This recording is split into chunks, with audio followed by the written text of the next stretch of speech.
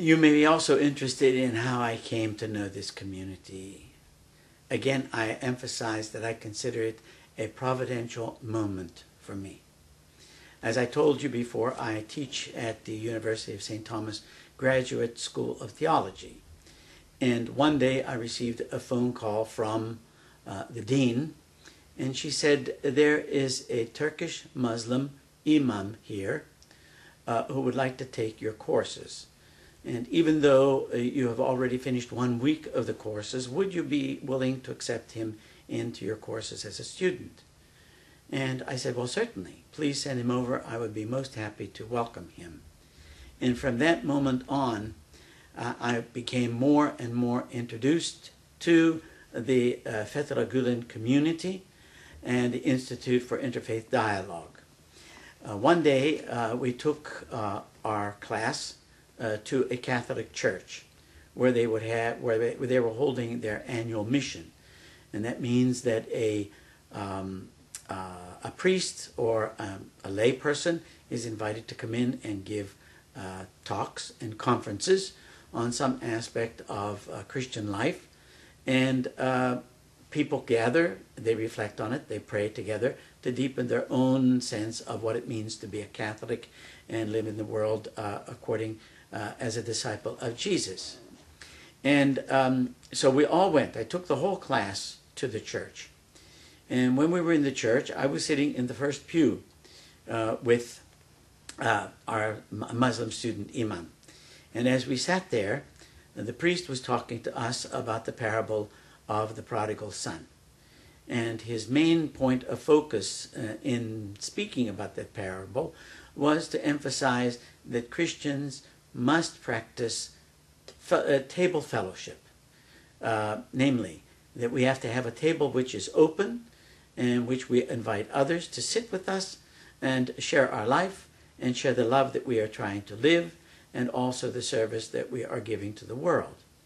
And as he was speaking, I saw out of the corner of my eye the imam, whose name was Ahmed, and he kept nodding his head in affirmation. Everything that the priest would say, he would nod his head in affirmation. And so after the conference was over, we went into one section of the parish and we continued our class because it was a 3-hour class.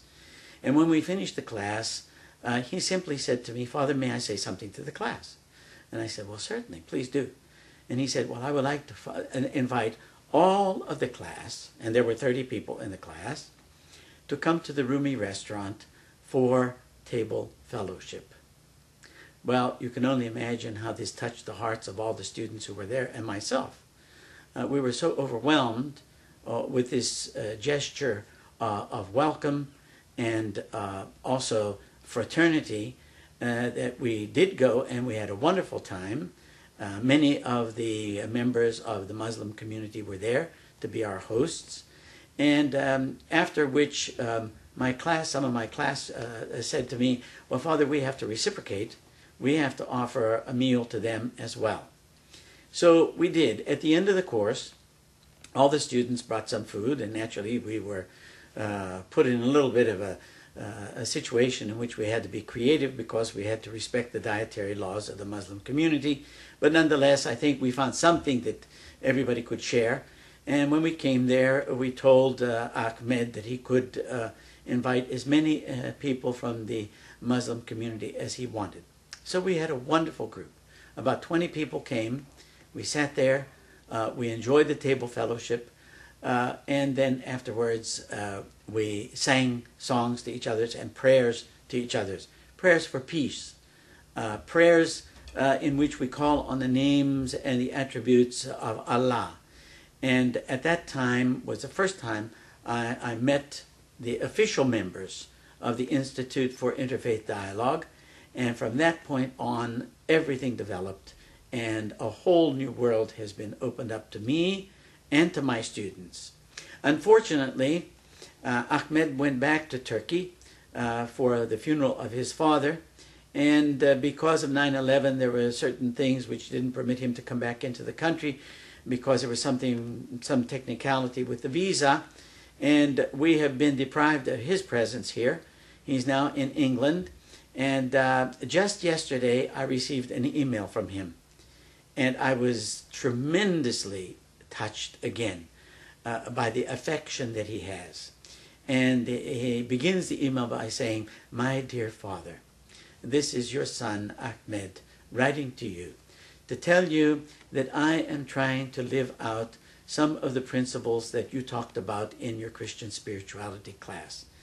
I am trying to live out active receptivity, which means that I have to open my heart to God actively, to let God work in my life and in the circumstances of my life every day."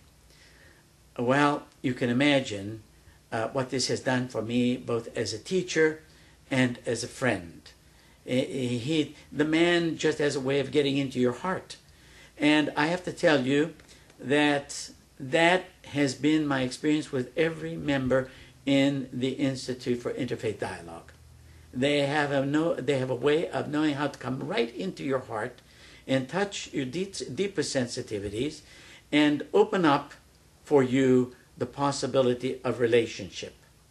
When we talk about dialogue, that's precisely what we're talking about. Dialogue is another word for relationship. It is not about some truths. It is not about theological concepts. It is first and foremost the quality of the relationships that we have with each other. So I am truly grateful for the presence of this young man who came to me, found himself on the doorstep of my class. We invited him in, and then he invited us into his life and into his heart as well.